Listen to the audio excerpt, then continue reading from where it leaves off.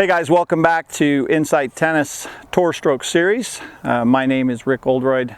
I'm the president and founder of Insight Tennis. I'm also the head pro. We are doing a lot of new things with Insight Tennis this year. As you might have noticed, if you've been to the website, there's a lot of new content on the website. There will be a lot more forthcoming. We've gotten a lot of feedback from all over the world requesting to do some training courses on all of the different strokes in the game. We just released the Forehand Mastery Training Course. It's available on the website.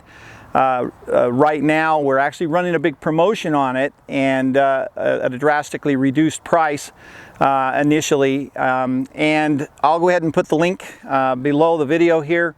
If you want to go check that out, you can go ahead and click the link. It'll take you directly there, or just go to the website at insighttennis.com. We just finished the two-hand backhand course as well, and that will be coming out probably next week. We just finished shooting last week. And the serve is coming soon, so is the volley, overhead smash, return of serve. We're going to do all of the strokes in the game and a full comprehensive course on each one of them. So watch for those coming out. Click the subscribe button, hit the notification button as well, so you get all the new content as it comes out from Insight Tennis. Today's video is going to be on the forehand, but we're actually going to do something a little bit different today. I am not left-handed, so I'm going to try and demonstrate as best I can. I actually have had some requests to do some left-handed videos, and we're going to talk about Nadal's forehand today. We're going to talk about, showing kind of what he does and more importantly what he does not do. I think there's some misinformation out there. He hits so much topspin, probably the most topspin of any player ever. But how does he generate that topspin? I think too often it's talked about that there's excessive wrist rotation and snapping and this kind of thing at contact. Absolutely not the case with Nadal's forehand. He hits through the ball. The rotation and wrap that you see, is a lot of it happens after contact. He goes from low position, rotates to contact, out through the ball, and then this rotation that you see everyone thinks happened at contact, because it just simply happens too fast. It's very, very difficult to discern the truth. And so visually it's very, very deceiving. So we're going to do this in super slow motion, and I think Nadal has one of the greatest forehands of all time. Clearly Roger Federer is in that group as well for sure, but this is something that we can learn some things from Nadal's forehand, some key points. But I want to try to show you a couple of things that he does that gives him so much spin, number one, and so much weight of shot. And then we'll also talk about some of the things that are, in my opinion, myths about his forehand.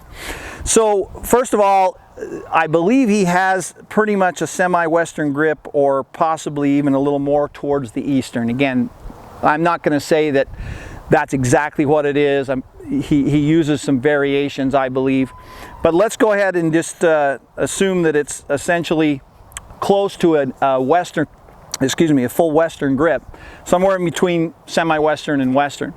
Now, one of the key things here that you're going to see with Nadal, and this is very, very important, this will help a lot of players, is when he takes the racket back, he puts his hand here like this, and he gets his hand on that racket clear back to here.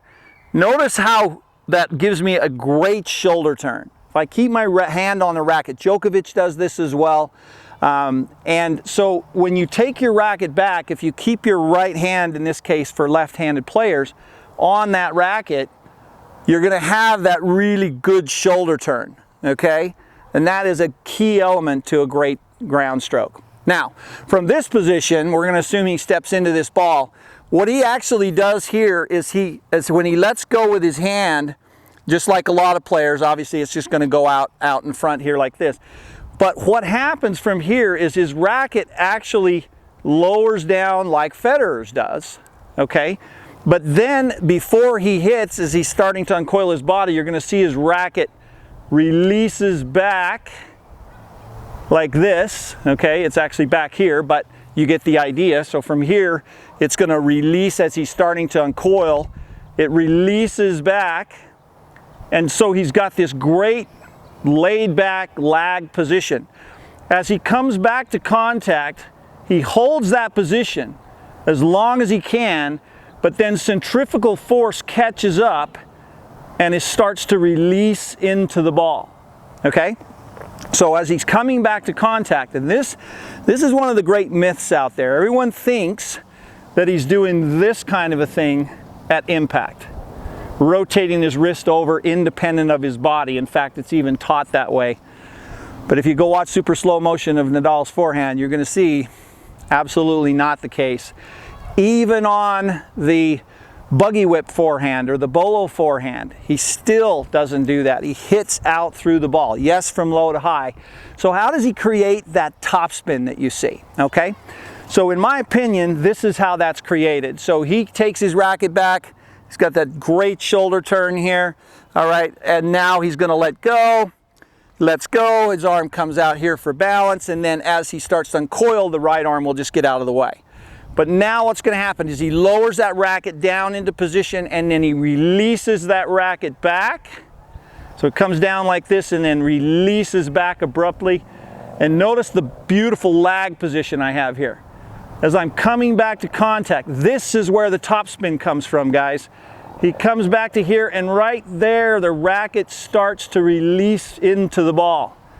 It releases into the ball. And as he releases into the ball and rotates, that's why after contact you're going to see him in that position right there. Okay? So this release and rotation is what creates the spin. But notice, I'm actually hitting out through the ball. I am not hitting in a vertical motion up the back of the ball like this, and I'm not, let me show the camera here, I'm not coming in and excessively rotating my wrist over this way independent of my body, right?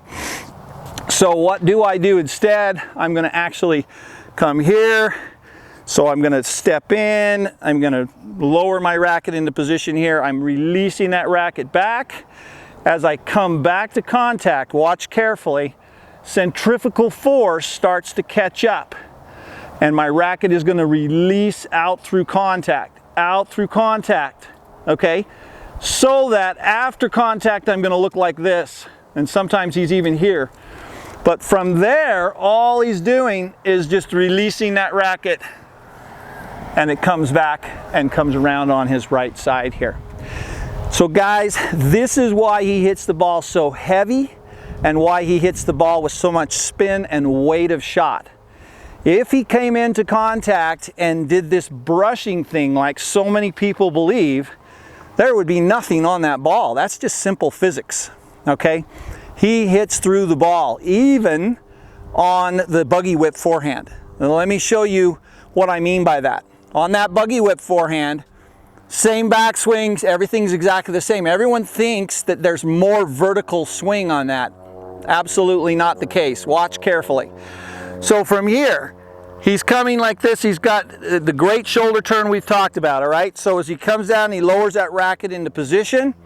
He's going to release that racket back. And what's going to happen is the swing is identical. He's coming up and he makes contact and he goes out through the ball. Out through the ball. And only difference is the finish. Just comes up over my head. Notice that there was no different almost in that swing at all, but the finish is different, and that's what really throws people off. When he comes into the ball like this, you're going to see there's rotation last second. Racket comes in, makes contact here. Now, from here, I'm extending out to my target, and that's what you're going to see. So once he's done that, from this position here, he could just finish right over here like he normally does. But if he's doing the buggy whip, he does exactly the same thing, but he just finishes above his head. So here, lowers into position, releases back, comes to contact. So I'm coming up to contact. There's the racket release right there through contact. Through contact. Now, through the contact, and just comes up above my head. That's the buggy whip forehand right there that Nadal has. And the reason why it's such a heavy ball is because he hits through the line of the ball. Guys, go watch the super slow motion of Nadal's forehand. This is what you're going to see. So let's learn from that. Hitting through the line of the ball is very, very important. All the pros do it. That's why they have so much weight of shot. But the rotation to contact is also important. So if I'm coming in like Nadal does here, right, and lowering my racket and releasing it back, if I come up to here, I've got to get to here, and then my racket's going to start to rotate as a product of the momentum of the swing. My wrist and arm and grip are loose, and it naturally releases out through contact and finishes around here. So guys, hopefully that's going to be helpful for you. Go check it out. Let's learn some things hitting through the contact or hitting out through the ball. But that release of the racket into contact and rotation is what creates that spin, not excessive wrist rolling or like this at contact. So go check it out. Hopefully that'll be helpful. If you like the video, click the link below and subscribe to the channel, and visit our website at insighttennis.com. As always, guys, thank you so much for your time, and we'll see you next time out on the court.